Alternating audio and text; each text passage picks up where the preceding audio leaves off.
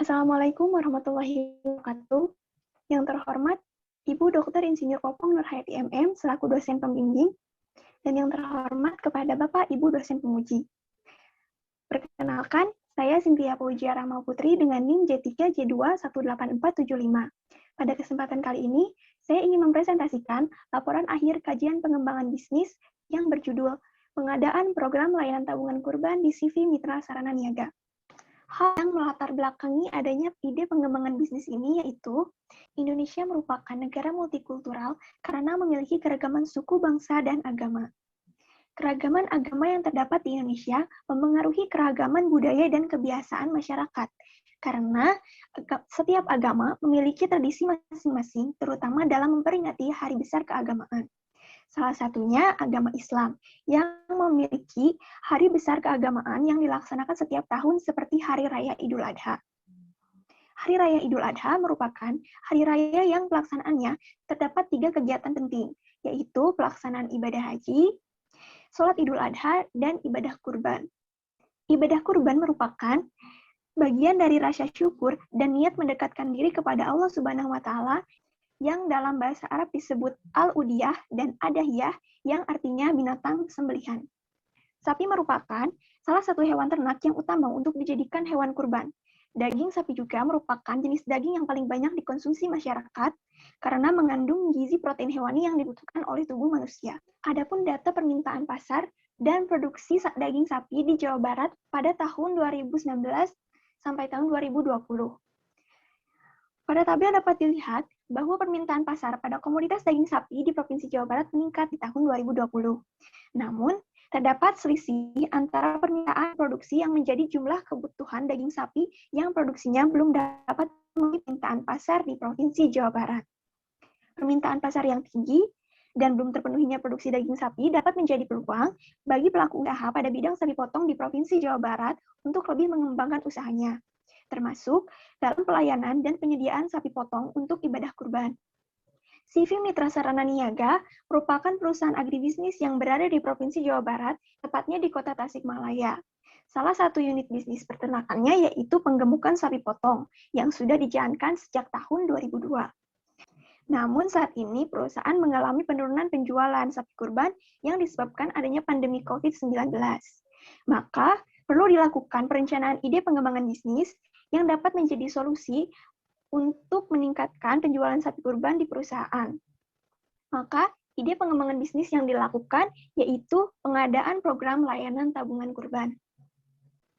Adapun tujuan dari kajian pengembangan bisnis ini yaitu merumuskan ide pengembangan bisnis dengan metode external factor evaluation, internal factor evaluation, dan matriks internal eksternal pada CV Mitra Sarana Niaga. Lalu, mengkaji kelayakan rencana pengembangan bisnis program layanan tabungan kurban pada CV Mitra Sarana Niaga berdasarkan aspek non-finansial dan aspek finansial. Lokasi dan waktu PKL. Kegiatan PKL dilaksanakan pada tanggal 1 Februari sampai 30 April 2021 di CV Mitra Sarana Niaga. Lokasinya berada di Jalan Babakan Pala, Cicariang, Kecamatan Kawalu, Kota Tasikmalaya, Jawa Barat. Lalu data dan sumber data. Data yang digunakan dalam penulisan kajian pengembangan bisnis ini yaitu data primer dan sekunder. Data primer diperoleh secara langsung melalui hasil pengamatan dan wawancara selama kegiatan praktik kerja lapangan. Lalu, data sekunder diperoleh secara tidak langsung dari data yang ada berdasarkan studi literatur pada jurnal, buku, internet, arsip perusahaan, dan data statistik dari lembaga yang relevan dengan topik kajian pengembangan bisnis ini. Metode analisis yang digunakan dalam kajian pengembangan bisnis ini yaitu analisis matriks eksternal faktor evaluation, analisis matriks internal faktor evaluation, analisis matriks internal eksternal, lalu metode kualitatif sebagai metode penguraian deskriptif mengenai aspek non-finansial, dan metode kuantitatif untuk aspek finansial. Selanjutnya, dan perkembangan perusahaan. CV Mitra Sarana Niaga merupakan perusahaan agribisnis yang bergerak di bidang peternakan dan perikanan. Perusahaan ini didirikan oleh Bapak Haji Nandang Suryana pada tahun 2000 dengan unit bisnisnya yaitu budidaya ikan gurame. Lalu, seiring dengan perkembangannya usaha, pemilik membutuhkan kotoran hewan ternak dalam jumlah besar untuk digunakan sebagai pupuk pada kolam ikan gurame. Oleh karena itu, pada tahun 2002, pemilik memutuskan untuk membeli sapi potong sebanyak 3 ekor. Kemudian, Saat Hari Raya Idul Adha, 3 ekor sapi tersebut dijual dan menghasilkan keuntungan yang cukup besar. Hal tersebut membuat pemilik tertarik untuk merintis usaha sapi potong. Kemudian, pada tahun 2005, perusahaan mengganti komoditas perikanan yang awalnya budidaya ikan gurame menjadi budidaya ikan nila. Lalu pada tahun 2009, terdapat penambahan unit bisnis, yaitu budidaya ayam petelur. Selanjutnya, organisasi dan manajemen. Dapat dilihat struktur organisasi di CV Mitra Sarana Niaga. Lalu terdapat sumber daya perusahaan yang terdiri dari sumber daya fisik berupa lahan dengan luas 2 hektar, lalu kantor, kandang ayam, kandang sapi, kolam ikan, gudang, peralatan produksi, peralatan kantor, dan juga kendaraan. Selanjutnya, untuk sumber daya manusia, yaitu perusahaan memiliki 13 orang karyawan. Sumber daya keuangan berasal dari modal pribadi pemilik. Unit bisnis yang terdapat di perusahaan yaitu pengemukan sapi potong, budidaya ayam petelur, dan budidaya ikan nila. Selanjutnya, kajian pengembangan bisnis. Rumusan ide pengembangan bisnis dianalisis menggunakan metode external factor evaluation dan internal factor evaluation dengan berdasarkan kondisi lingkungan internal dan eksternal perusahaan. Selanjutnya, hasil matriks IV memperoleh total skor 3,57 dan matriks FV memperoleh 3,63. Berdasarkan total skor tersebut, maka posisi perusahaan pada matriks IE yang berada di sel 1. Posisi perusahaan yang berada di sel 1 dapat digambarkan sebagai tumbuh dan membangun. Pada posisi ini, perusahaan memiliki 2 alternatif strategi, yaitu strategi intensif dan strategi integratif. Strategi intensif yang dapat dijalankan oleh perusahaan yaitu strategi intensif penetrasi pasar. Ide pengembangan bisnis pada CV Mitra Sarana Niaga yang menjadi prioritas strategi penetrasi pasar, yaitu pengadaan program layanan tabungan kurban. Ide pengembangan bisnis tersebut direncanakan berdasarkan aspek non-finansial dan aspek finansial, dan dikaji kelayakannya. Apabila layak, maka ide pengembangan bisnis ini akan dilaksanakan, dan apabila tidak layak, maka perencanaan ide bisnis ini akan dievaluasi. Selanjutnya, perencanaan pengembangan bisnis program layanan tabungan kurban ini terdiri dari perencanaan produk dan program, perencanaan pemasaran, perencanaan produksi, perencanaan organisasi dan manajemen, perencanaan sumber daya manusia, perencanaan kolaborasi, dan yang terakhir, perencanaan finansial. Perencanaan produk. Jenis sapi kurban yang dipelihara yaitu sapi Madura, sapi Bali, sapi peranakan ongol, sapi limosin, sapi simental, dan sapi lokal hasil persilangan dengan sapi limosin atau simental. Kemudian untuk bobot sapi kurbannya 230-400 kg. Perencanaan program. Program layanan tabungan kurban merupakan penyediaan sapi kurban dan layanan jasa untuk merencanakan ibadah kurban sejak awal bagi masyarakat muslim di kota dan Kabupaten Tasikmalaya. Prioritas program ini yaitu keamanan dengan adanya surat perjanjian, laporan tabungan setiap bulan, dan juga laporan periodik yang diberikan setiap 2 minggu saat 2 bulan menjelang Hari Raya Idul Adha. Selanjutnya yaitu keringanan. Sebab besaran angsuran dan periode tabungan dapat disesuaikan dengan kemampuan konsumen, lalu angsuran tabungan minimal Rp10.000 per hari, dengan periode tabungan maksimal selama 10 bulan. Lalu tidak terdapat syarat pembayaran di muka atau DP yang besarannya telah ditentukan dari perusahaan, lalu terdapat 3 metode pembayaran yang dapat dipilih oleh konsumen. Maka, kenyamanan pun dari prioritas program ini dapat dirasakan oleh konsumen dalam melaksanakan ibadah kurban. Selanjutnya, perencanaan pemasaran. Program ini menggunakan strategi pemasaran STP. Segmentasi pasar ditentukan berdasarkan aspek geografis, yaitu masyarakat di kota dan Kabupaten Tasikmalaya. Lalu aspek demografis, yaitu masyarakat muslim dengan pendapatan menengah hingga menengah atas. Kemudian aspek psikografis, yaitu masyarakat yang memiliki gaya hidup dan kepribadian yang teratur, terutama dalam mengelola keuangan.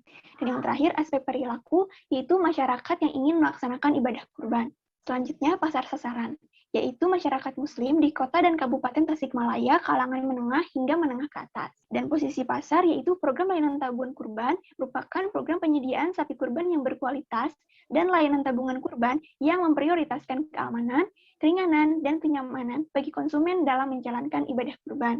Strategi pemasaran yang digunakan selanjutnya yaitu marketing mix atau bauran pemasaran. Yang pertama ada produk dari program ini yaitu penyediaan sapi kurban serta pelayanan dan pengelolaan dana tabungan kurban. Harga yang ditawarkan dimulai dari Rp17 juta sampai Rp35 juta. Program layanan tabungan kurban dan pemeliharaan sapi kurban dilaksanakan di kantor dan kandang depo milik perusahaan yang berada di Jalan Babakan Pala, Cicaliang, Kecamatan Kawalu, Kota Tasikmalaya, Jawa Barat. Promosi dilakukan secara offline, yaitu dengan sosialisasi dan menyebarkan flyer program tabungan kurban, dan secara online melalui website perusahaan. Sumber daya manusia yang dibutuhkan dalam perencanaan dan pelaksanaan program layanan tabungan kurban yaitu pemilik, manajer, tenaga kerja produksi, tenaga kerja administrasi dan pemasaran, serta tenaga kerja distribusi. Proses atau kegiatan yang dilaksanakan pada program layanan tabungan kurban yaitu calon konsumen mengisi formulir pendaftaran dan melengkapi persyaratan administrasi. Yang kedua, memberikan setoran tabungan kurban sesuai dengan waktu yang telah ditetapkan pada saat awal melakukan pendaftaran. Lalu yang ketiga, perusahaan akan memberikan laporan perkembangan tabungan dan laporan periodik secara rutin kepada konsumen sesuai dengan waktu yang telah ditentukan. Lalu yang terakhir, dilakukan pengiriman sapi kurban kepada konsumen saat menjelang Hari Raya Idul Adha. Selanjutnya, fasilitas fisik yang diperlukan untuk program layanan tabungan kurban yaitu sarana produksi, transportasi, media promosi, perlengkapan administrasi, dan pencatatan keuangan. Berikut terdapat flyer program tabungan kurban. Perencanaan produksi. Lokasi usaha yang menjadi tempat produksi dan kantor pelayanan program tabungan kurban berada di Jalan Babakan Pala, Cicariang, Kecamatan Kewalu, Kota Tasikmalaya, Jawa Barat. Rencana produksi yaitu pemeliharaan sapi kurban selama 2 bulan dengan target bobot badan yang ingin dicapai yaitu 230-400 kg. Jumlah ternak yang akan dipelihara pada tahun 1 sampai ke-3 yaitu 183 ekor per tahun. Pada tahun ke-4 sampai 10 meningkat 5% setiap tahunnya. Hingga pada tahun ke-4 jumlah sapi yang dipelihara sebanyak 192 ekor, tahun ke-5 sebanyak 202 ekor, tahun ke-6 212 ekor, tahun 7 222 ekor, tahun 8 234 ekor, tahun ke-9 245 ekor, tahun ke-10 257 ekor. Lalu layanan program tabungan kurban ini yaitu yang pertama adalah melakukan pendaftaran dan melengkapi persyaratan administrasi, yang kedua pelaksanaan tabungan dan laporan perkembangan tabungan, lalu yang ketiga pemeliharaan ternak kurban dan pemberian laporan periodik, dan yang terakhir pengiriman ternak dan perjanjian program yang nantinya akan diakhiri setelah ternak dikirim kepada konsumen. Berikut terdapat formulir pendaftaran, laporan perkembangan tabungan, laporan periodik, dan surat perjanjian. Perencanaan organisasi dan manajemen. Program ini membutuhkan tambahan 2 orang karyawan tetap pada bagian administrasi dan pemasaran, yang nantinya akan termasuk menjadi bagian divisi pemasaran, perencanaan sumber daya manusia. Untuk pengembangan bisnis, program layanan tabungan kurban membutuhkan tambahan 2 orang karyawan tetap pada bagian administrasi dan pemasaran sapi kurban. Program ini juga membutuhkan 5 orang bagian produksi sapi kurban dan 1 karyawan bagian distribusi, yang nantinya akan menjadi karyawan kontrak selama 2 bulan. Job description bagian administrasi dan pemasaran sapi kurban yaitu melakukan pelayanan administrasi sapi kurban, melakukan promosi melalui website perusahaan, dan melakukan sosialisasi kepada DKM, RT RW, dan masyarakat di kota dan kabupaten Tasikmalaya. Job desk bagian produksi sapi kurban yaitu memelihara ternak selama 2 bulan.